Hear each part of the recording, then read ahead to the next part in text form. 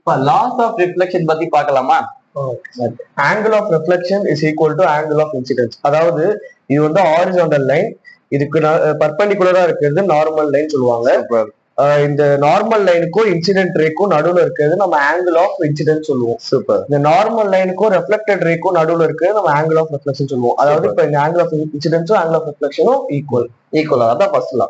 Super. Second law சொல்லுங்க. Normal லைனும் incident ray reflected ray all lie on the same plane. அதாவது இதான் பிளேன்னா இப்ப இது எல்லாம் இந்த மூணு லைனுமே ஒரே பிளேன் தான் இருக்கு. அதுதான் நம்ம இந்த செகண்ட் லால சொல்றாங்க. ஓகே, இதுதான் இப்ப இந்த போர்டு தான் இந்த பிளேன் அப்படின்னா இந்த மூணுமே இந்த பிளேன்ல தான் இருக்கு. கரெக்டா?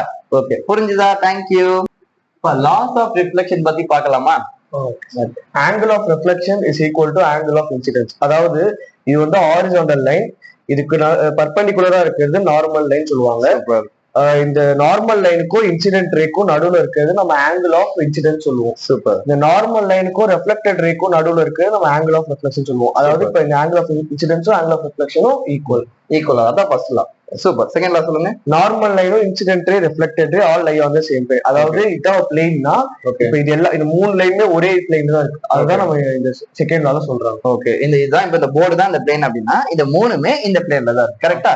ஓகே, புரிஞ்சுதா? தேங்க்யூ.